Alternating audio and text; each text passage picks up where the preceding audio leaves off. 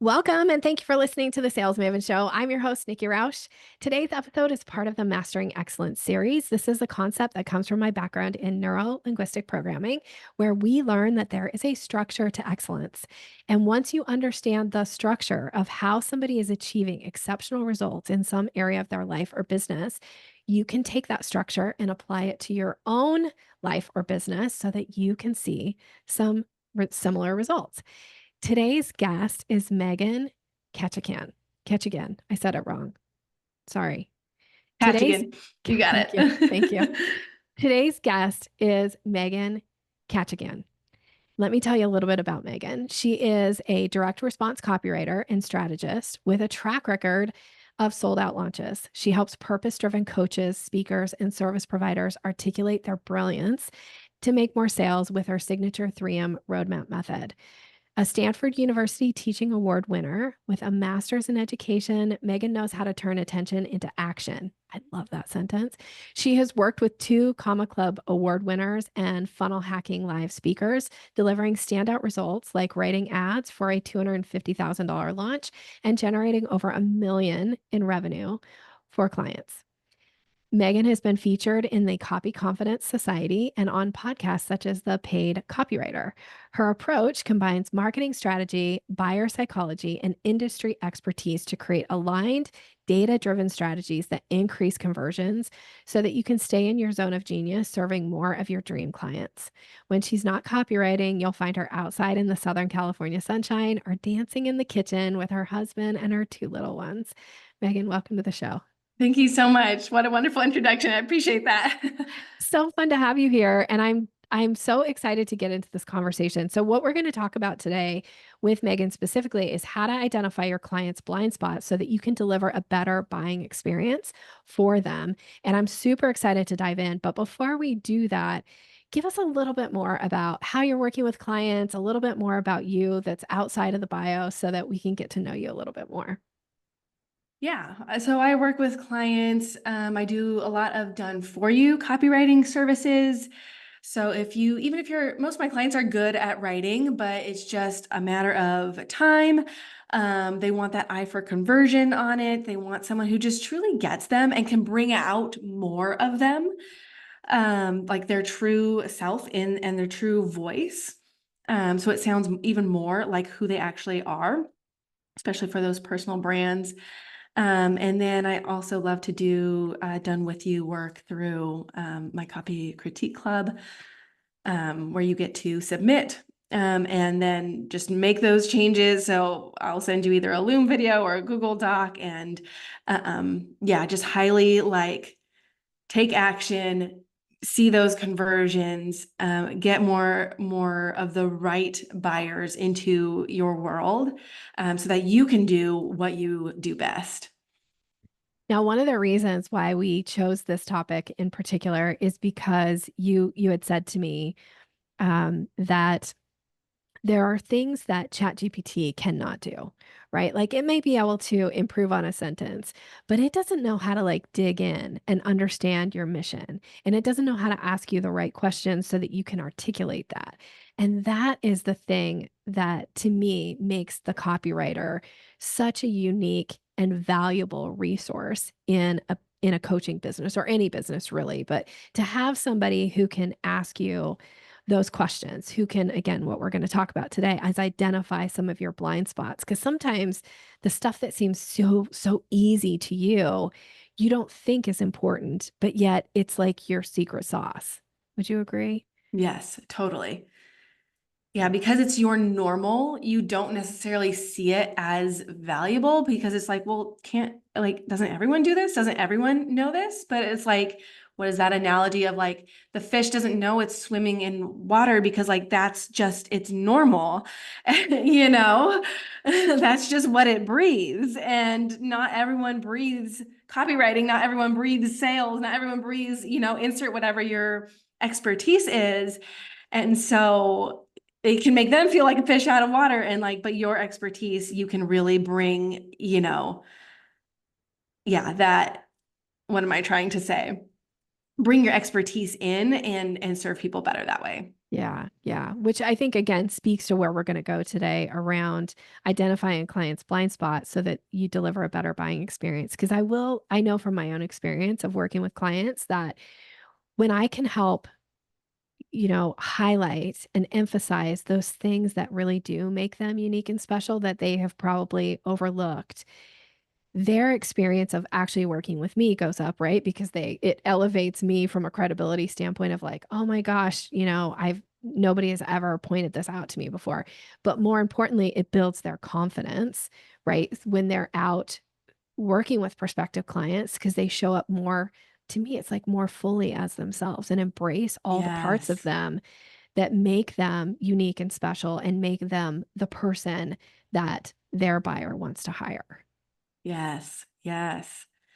Yes. And I think often you need that mirror to hold up to yourself to be able to see those things. And even if you consider yourself a confident person, a confident leader, like imposter syndrome reaches us all at some point and at every level, it's still there. It just looks different. And Mhm. I think having that mirror, that loving mirror held up to you, um, yeah, it does allow you to see more of yourself than maybe you're allowing yourself to see because you see yourself a certain way, Yeah. but the way someone else sees you might be totally different. And it's really eye-opening to realize like what you don't know or what you don't see or what you don't realize about yourself. And then that makes you more self-aware, Mhm.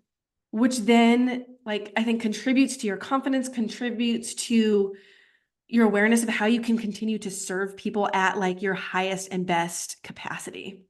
And I think, I mean, I feel this way for my listeners in particular, but I feel like for most of us that are in a service-based business, like we have that servant's heart.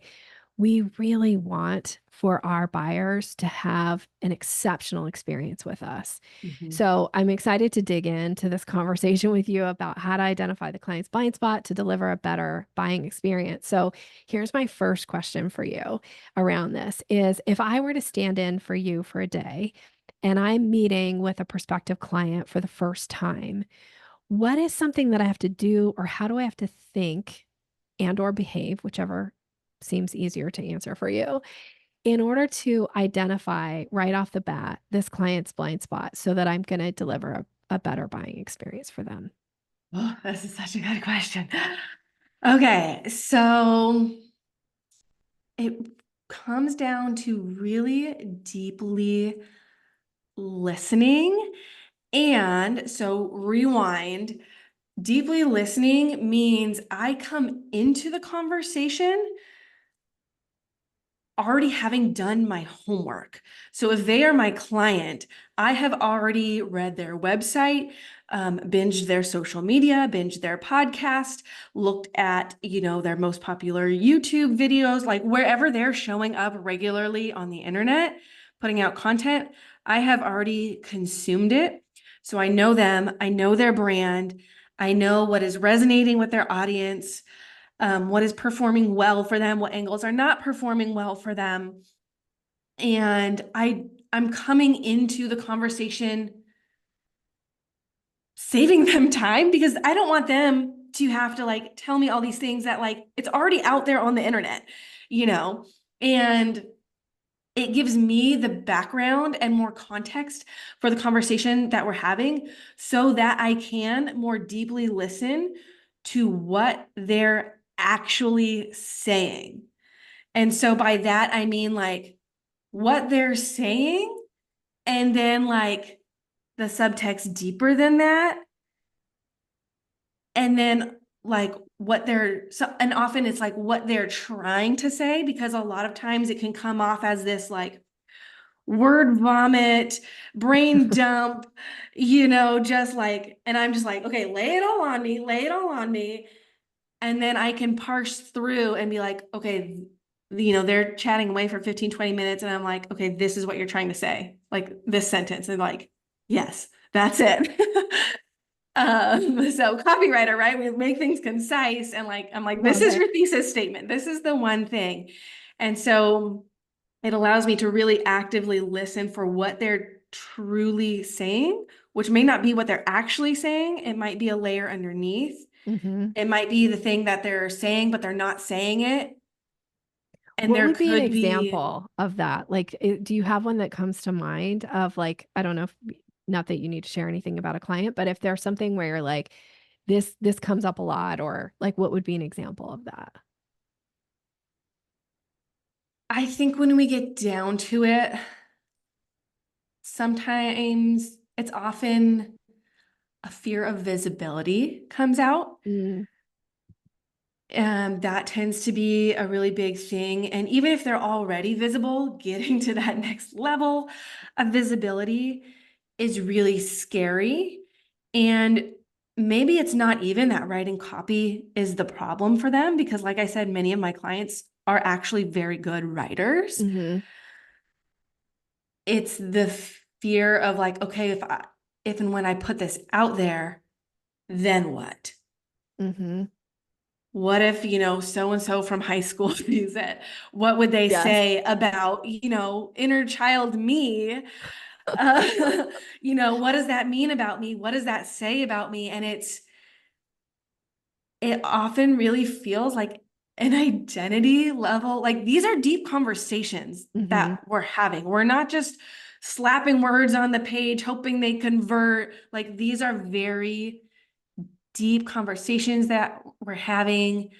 It's holding space for the things that come up that you weren't even expecting that was going to come up. And, is now the time is now the safe space to be able to share that story? Or is Mm-hmm. that story not for right now? What pieces of this story make sense to share to the point of what you're selling, to the Mm-hmm. point of relatability for your brand? Um, yeah, so it is a very deep conversation that requires super, super deep listening as like a learned skill, not just like listening to a conversation as you're chatting with a friend, but like Right. really, really deep listening. And I think you, I mean, at least it feels like a light bulb went on for me. What one of the things that you said in particular when I was asking for the example is that a lot of times it can be something about a fear that they have that they're struggling to articulate, or maybe they're saying it, but they're not actually saying like, I'm really afraid of being visible, or, but they're saying things that if you're paying really close attention, deeply listening to them, that you start to pick up like, oh, this could be this issue around a fear. I think that is super powerful. And I see that in my own work too with clients. Um, and I suspect that my coaches see that in me too. So I got it. Okay. So my Yep. next question is, what are your goals when it comes to identifying your clients' blind spots, and then so that you're able to deliver this better buying experience for them? What are the goals? Goals when I'm trying to identify their blind spots. So I think just having a whole 360 view of who you are or who your business is unlocks and uncovers these layers of what you're really trying to express. Because, and especially if you've been in business for a while, you like feel like you're saying the same thing over and over again. And I mean, repetition is good. That's how we Yeah. remember things. That's how Yeah. we learn. And like, yes, repetition is good in marketing. Um, but to then like peel back the onion, so to speak, and like get to that next layer and just like get closer to that core of your message, of that thing you're really trying to say, or what does that message and mission look like now in light of, the life that has happened and the experiences that you have had since, you last wrote your website, or since you've rebranded, or since, now you want to update your email sequence because they were converting, but they're not anymore. Mm-hmm. And, so much life has happened even in just like a year or 2 years, 3 years. Like it doesn't even have to be, a super long time, but so many people are like cringe when they're like, oh, I don't look at my website. It doesn't really reflect me anymore. And like, one, that's a good thing because it means you're growing, you're changing, you're not stagnant. Yeah. Um, but then, okay, now it requires this, yeah, peeling back of the layers. Who are you now? How do we put that in words that, does justice to like the truth of who you are and in a way that sells what you do with integrity and authenticity. Yes. I love that idea of like your message and your mission. What does it look like now?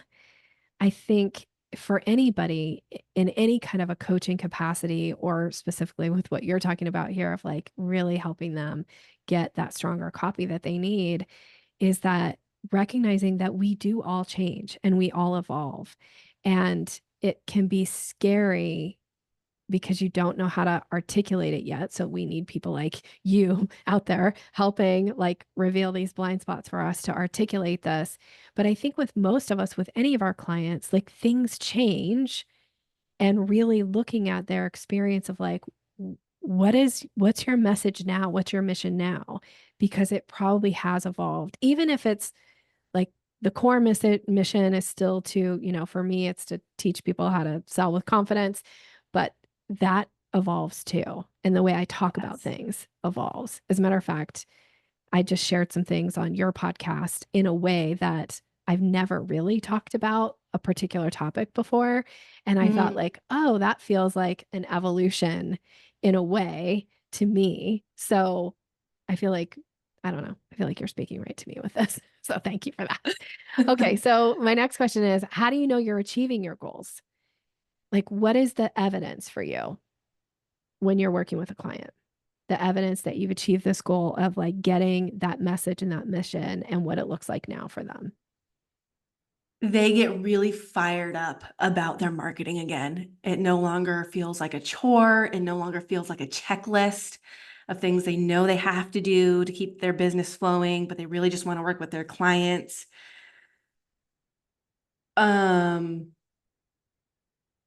yeah, it's the energy that comes with it. They get fired up because they feel really aligned again. Mm-hmm. Whereas maybe they had kind of fallen out of alignment because they had evolved, but they were still, talking about this message that was, still true. It's not wrong, but it wasn't the full, complete, where they have been taken to now. Mm-hmm. So it kind of lights a new fire for them. And just even from a personal perspective, that realization and confidence that comes from like, this is who I am, and really knowing that as a business owner allows you to step into your confidence more, allows you to walk into those rooms or to those visibility situations knowing who you are and what you offer and how this helps people. So you don't shy away from those sales opportunities or those sales Mm-hmm. conversations when they happen. And you recognize those sales signals that we were talking about. Yeah. And you're able to really capitalize on them in a way that feels good for both you and your prospective buyer because you're so confident in who you are and what you offer and how you help people. I love that too. Like the takeaway, you said so many really great things there, but the takeaway for me is like, it's working when you're like, you're identifying your clients' blind spots and you're delivering a better buying experience when they get fired up about the work that you guys are doing together. Like there's nothing better to me than a client that is super fired up and like ready to go and like I can't wait to make my next sales call, right? Like that feels like a huge win because like you said, it's like their confidence has increased. So I love that. Now, is there anything that you do in particular, like specifically to reach the goals? Like we know that, okay, they're fired up, but is there any particular thing that you do to make sure you're achieving that goal for them of like getting them fired up? So I think misleading copywriting advice that we often hear is like, write as if you're talking to a fifth grader or a seventh grader Mm. or something like that. And oftentimes I think people are maybe slightly offended by that advice because they're like, well, I don't want to dumb it down what I do. I don't want to dumb down what I do. And, or my audience is smart. I don't want to talk to them like they're Like they're dumb. not. Yeah. Yeah. So they are conscious in the copywriting of like, well, I want to make it easily understandable, especially, in our day and age where people are likely scrolling on their phone quickly while they're, in the pickup line for their kids at school or in the grocery store, like they're doing something else as they're reading your copy. It's not like they're sitting down and academically studying it. Right. They're reading it on the go. So how can we write so that they can like understand it quickly? And it doesn't necessarily have to mean talking to a fifth grader. And I look at it more as like, I see myself and my job as a copywriter as like, I'm more of a translator Mm. of your expertise to people who don't have that, who are still smart, but just don't have that expertise. They don't have the PhD in what you have, or they don't have the certification in what you have. They are very smart in, whatever their field is, but this is not their field. What you do is not their field. And that's why they're hiring you, That's right. because that's not their That's expertise. right. And so and you like, don't know what you don't know, or kind of like the fish breathing in water kind of a thing. Like you might be using this jargon that is just normal for you, but to them, it feels like a whole new language. Yeah. And so as the copywriter, I'm not necessarily in your industry, but I'm a smart cookie and I get it. And so I can translate what you're saying so that someone who is not in that industry, who is not in that expertise, gets it and can understand why this is for them, why this benefits them without necessarily having to get that degree, get that Right. certification. Or feeling like they're being talked down to. I love Right. that. I love Yes. that so much. Okay. So you're going into this meeting with a prospective client. You want to make sure that you're delivering this incredible buying experience for them. And so the idea is paying it or identifying their blind spots. So at what point in the meeting do you know, like, this is really time to pay attention to this? Like, what happens for you that like triggers you to go like, pay attention right now? I look for those golden threads of what keeps coming up, what do they approach, and then we maybe divert from or back away. They might tiptoe to it, and then that maybe seems scary. Uh-huh. Or they kind of keep talking about this from different angles or tell different stories that have this same theme. I am looking for those kinds of things and just reflecting, hey, I'm hearing you say this a lot, or this has come up in a couple of these different ways. Mm-hmm. Tell me more about that. Or when I say, hey, this has come up in a few different ways, they're just kind of like, yeah, I know. Like that's the thing that I want to talk about that I don't want to talk about that I need to talk about, but I don't want to talk about. Right, right, right. I love that you're paying such close attention, that you're looking for those themes, that you're looking for where are the places that they're getting so far and then they're backing away and then they're telling a story, but it kind of all relates to each other and maybe they haven't quite made the connection yet. And that you comment on the connection and then ask questions and dig deeper. I think that is such a critical piece of structure here. So I'm commenting to the audience here Mhm. of like to ensure that your clients are having an incredible buying experience for you or from you. When you can pay attention like that and you're willing to check those things out to dig a little deeper and find out what truly for them is the connection, that is going to make a difference in their overall experience of working with you. Yes. I love that. Yes. And I just get to be really curious in loving them and their story, and even the vulnerable parts of it, and some of it make it to the page and some don't, and Yeah. it's a really cool experience. Yeah. Yeah. Okay, so here's my last question before we're like start to wrap up is how do you know when to stop in the meeting? I never want to. I feel like we could always keep going, but when we so for a client, we, have our certain deliverables that we are trying to write, whether it's a sales page, whether it's an email sequence, whether it's a website, whatever it is that we've decided that we want to work on for this particular project or this particular retainer. When I have enough information or enough aha to be like, okay, that is what we needed to be able to write this project piece successfully. And this is what your audience needs to hear from this, website, email sequence, fill in the blank, whatever we're working Mm-hmm. on. So yeah, I feel like part of it is like, I just know. And part of it is the questions feel complete. There's just a sense of, okay, we uncovered it. We don't need to beat a dead horse. We don't need to talk about it till we're blue in the face. There's just kind of this sense of we've had that aha, we've uncovered that blind spot. We get to sit in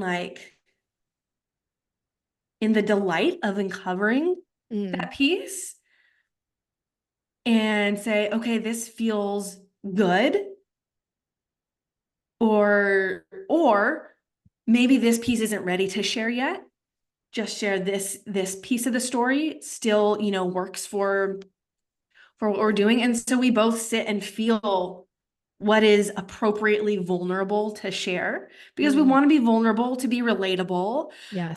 to have people connect with us, to have people feel like, oh my gosh, your story is my story too. And when Mm-hmm. people get that level of connection, even if you've never met them before, they just hear it on the podcast or read it in your copy, they feel like they know you, then they want to buy from you. Yeah. And so that's why it's so important to have, these moments in your copy. And at the same time, we want to respect not everything needs to be online, not everything needs to be out there. There's pieces you keep, just for yourself. Mm-hmm. And so we take a moment to sit with it and make sure that it does feel good and aligned for you, to put it out there for the world. I love that. This was so helpful. I had some aha moments, like I said, that as you were sharing this. So thank you so much. This idea of, identifying the fear and where's that coming from? That was a big one. And then looking at the message and the mission and what does it look like now? Because remembering that just like you, your clients are evolving too and helping to identify that for them. And that your evidence often is when they get really fired up about something that, like, oh, okay, we've really hit on this here. And this totally makes sense. Um, and then when you were talking about looking for those common themes and that you called it the golden thread of like, where are those threads coming? And like, can I dig deeper and how do I do it in a way that is going to like allow them to be vulnerable and share? And then figuring out what piece of that makes sense for them to put out into the world to make themselves more relatable. So I love all of that. That was really helpful. Thank you so much. One of the things I like to do at the end to wrap it up is always just ask a few little, I call it the lanyard section. It's the little something extra. It's a little bit just about you. If you're okay, I have just a couple more quick questions for you and then we'll wrap. Sure. Okay. So I love to ask people, what is something that brings you pleasure or joy right now? Sitting in the sunshine. I live in Southern California and I have two little kids. So when I get a quiet moment just to like soak in the sunshine by myself, um, it's just nice. And Yeah, as an introvert too, just like, the solitude, it's rare in, with a 2 and a 4-year-old. And it's just a nice moment of peace. I love that. Okay. What is something that people would be surprised to learn about you? Ooh.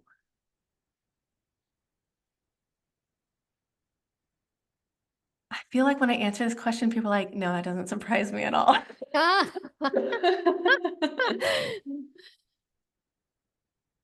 Um, hmm. I feel like I stumped you. I didn't mean to. Yeah, I'm a pretty open book. So I feel like there's nothing necessarily, I don't know, surprising about me. To the I don't audience, like I'm going to talking say about myself. that means there's a lot of things. That's usually like there's all kinds of things we would be surprised. That's okay. We'll keep going. Okay. Okay. What is something exciting going on in your business right now?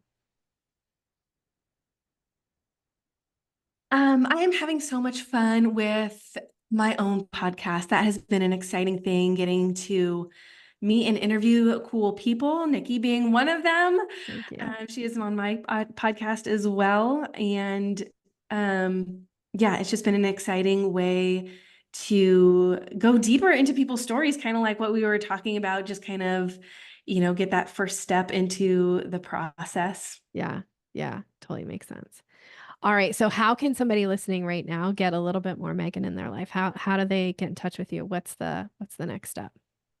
Yeah, so I would say head over to my podcast. You can subscribe to the Copywriting for Coaches podcast, and you can, do that on Apple or wherever you get your podcasts, or go to copywritingforcoachespodcast.com.